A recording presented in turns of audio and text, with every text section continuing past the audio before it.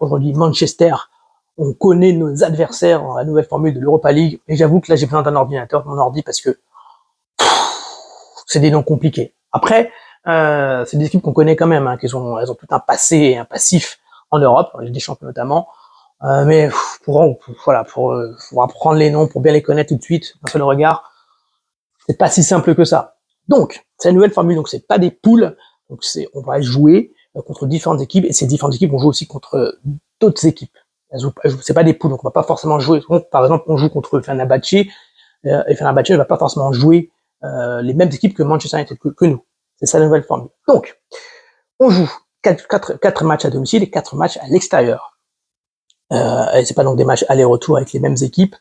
Et donc nous, on jouera contre les Rangers chez nous, contre Porto à Porto, contre le PAOK, donc une équipe grecque, chez nous, Fenerbahçe à l'extérieur, contre Bodo Glimt, donc c'est les champions norvégiens qui ont été éliminés, ils ont fait les barrages avec les champions, on jouera chez nous, Plzen à l'extérieur, Twente, équipe hollandaise, bonne équipe, chez nous, et enfin contre le Steaua Bucarest, FC Esbjörn, je les appelle, en Roumanie. Normalement, quand je vois donc ce tableau, on va galérer.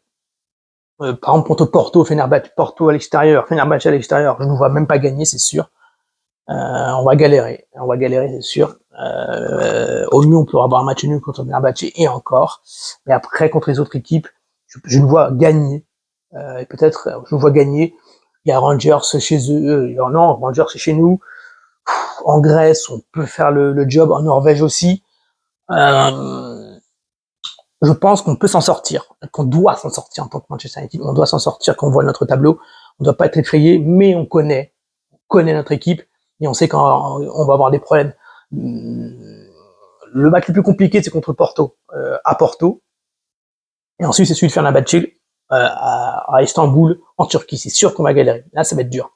Après, on ne doit pas avoir peur de Twente chez nous, même si c'est une bonne équipe hollandaise, c'est un bon championnat, ça joue bien, on ne doit pas avoir peur d'eux.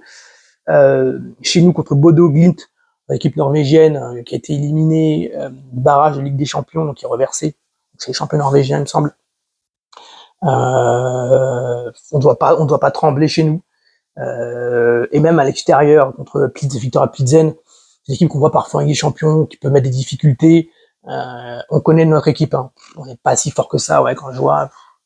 Ouais, on doit le faire. On doit le faire. Là, honnêtement, si on n'arrive pas à sortir de ça, enfin il y a des bonnes performances et passer au tour suivant, c'est vraiment que c'est très compliqué. On a une équipe qui est large, on a un large effectif, qui en Europa League normalement peut faire quand même de bonnes performances. C'est dire, on doute de faire des bonnes performances en Europa League, c'est dire à quel point on est tombé bas, mais normalement on peut faire quand même une bonne performance au regard des équipes qu'on va affronter. Voilà, si on commence à perdre contre le Steaua, c'est plus la peine de continuer la compétition. Même si c'est compliqué de jouer à l'extérieur, un match d'Europa League le jeudi, avant un match, par exemple, contre Liverpool, contre Manchester City ou Arsenal, un match décisif, ça peut être compliqué. Mais normalement, ça le fait. Ça le fait, voilà. Il y aura quand même des beaux matchs, rencontrer les Rangers, c'est toujours sympa, Porto à l'extérieur, il y a quand même un parfum de Ligue des Champions, hein. Il y a un parfum de Ligue des Champions, ça me rappelle, je crois que c'est 2004, ou avant 2003, des mauvais souvenirs d'ailleurs, c'est ça, l'année où Porto gagne les champions, où on perd chez eux 2-1 et on fait 1-1 chez nous, il me semble. Il marque la dernière minute sur une tête, c'est Mourinho le coach à cette époque. Très compliqué, très compliqué. Ronaldo rentre à la 80e minute, il se blesse tout de suite. Bref, je me rappelle de ce match-là. Donc voilà, franchement, on doit s'en sortir. Si on s'en sort pas, c'est compliqué. Porto, c'est vraiment la grosse équipe. On joue et Fenerbahçe. Après, c'est des équipes, on va dire lambda, qui parfois qui s'immiscent en Ligue des Champions, mais contre lesquels on est gros favoris et on doit faire notre niveau.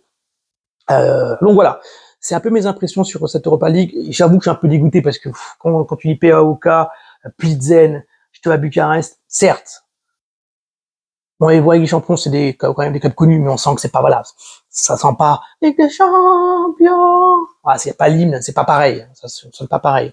Mais bon, honnêtement, c'est ce qu'on mérite. Moi, personnellement, j'aurais préféré qu'on ne joue pas de Coupe d'Europe. Mais bon, tant qu'à faire, on y est, et c'est mieux que la Conférence League. et si on va gagner quelque chose, autant que ce soit l'Europa League plutôt que la Cup, en vrai. Ou la Coupe de la Ligue, comme ça on est sûr d'être en Ligue des Champions l'année prochaine, quitte à être 6e en championnat. Donc voilà un petit peu mes impressions sur ce tirage. Normalement, Manchester s'en sort. On a quelques matchs difficiles contre Porto notamment et Fenerbahçe. Mais on va essayer de belles rencontres quand on va jouer contre Twente, contre les Rangers. Je ne sous-estime pas les Norvégiens, ni les Grecs, ni les Roumains, mais normalement on doit leur rouler dessus. Hein. Bon. Voilà, dites-moi ce que vous pensez de ce tirage au sort, et puis on va se retrouver le jeudi hein, pour se plaindre. Allez, on est confiant.